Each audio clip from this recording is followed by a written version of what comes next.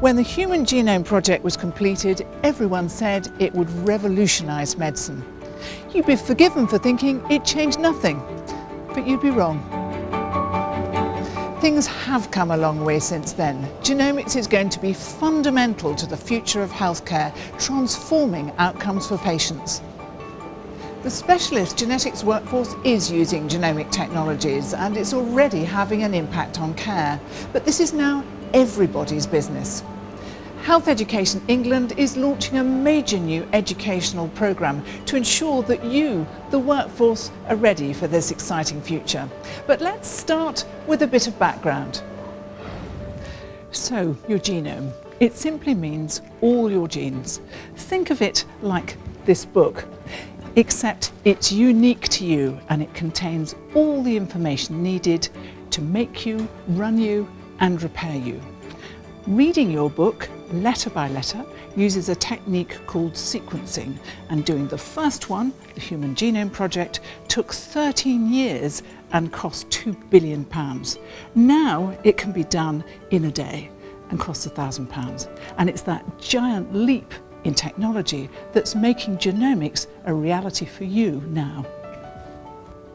While science has been looking at the whole book, clinicians have tended to focus only on those chapters which they already know are important to human health.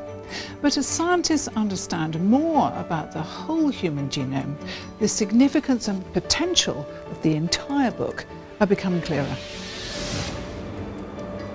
Right now, genetic scientists tend to use these, they're called arrays, to check just a few genes of interest, rapidly guiding treatment.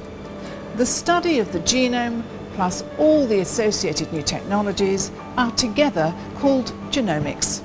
We all know about changes in the genes we inherit and the devastating diseases they can cause.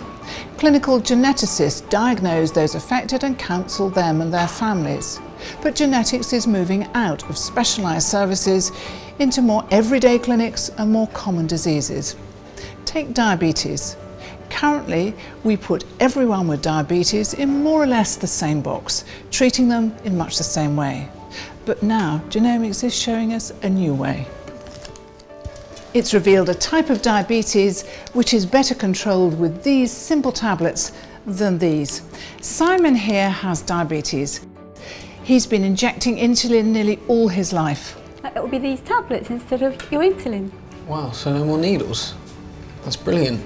Simon's very happy. Through the use of genomics, he's now being treated more effectively and more cheaply. There are thought to be another 30,000 Simons out there in the UK yet to be discovered. And there are many other common diseases where genomics can show the road to better treatment. When genes in cancers began to be sequenced, there was a big shock. Every cancer was different. And how a cancer responds to drugs depends on its particular mix of gene changes or mutations. That's why oncology has already embraced genomics. The best known examples are for melanoma and breast cancer, but now it's being used for others like lung cancer, where it's beginning to give extra years of good quality of life to some patients. Genomics means better outcomes for cancer patients. It means expensive drugs are only given to those who will benefit from them. And it'll even identify patients who'll do best with fewer radiotherapy treatments. But this is where it gets really exciting. In the past, to do the sort of genomics we've been talking about, you needed specialised genetics labs. But this, well, this is a molecular laboratory in something the size of a shoebox. It comes with a range of cartridges which allows you to identify specific genetic changes in about 15 minutes. That's virtually instant results. It puts genomics in your hands, helping you to decide the right treatment for your patient immediately. And then there's bugs, TB, C. difficile, or these ones, MRSA. Very little things with very few genes, but whole genome sequencing has shown us that whilst they may look the same on the outside, on the inside they're very different, and that's key. killer information.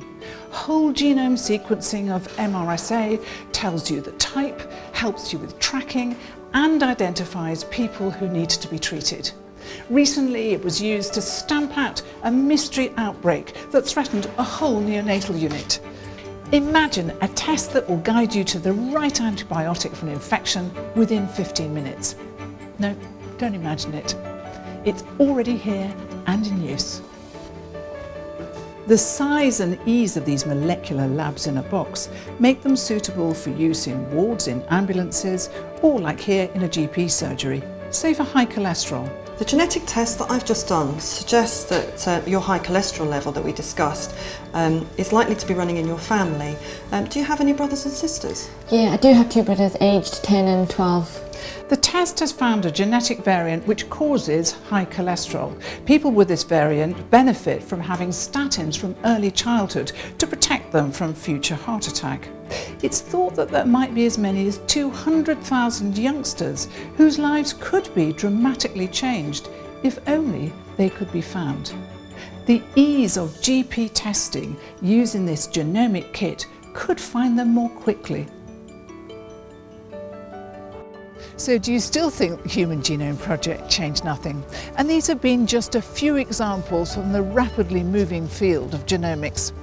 In 2012, the Prime Minister announced the 100,000 Genome Project, which will bring genomics centre stage and into the public view.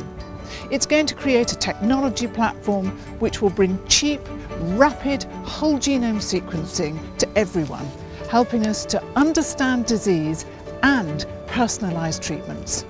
Health Education in England exists for one reason only, and that's to improve the quality of healthcare delivered to the population through a focus on the education, training and development of the current and future healthcare workforce. The genomic revolution is critical to the personalisation of healthcare, to the prediction of disease and the prevention of disease, and that's why we will make sure that we train not just our current workforce but our future workforce in the skills they need to be able to respond.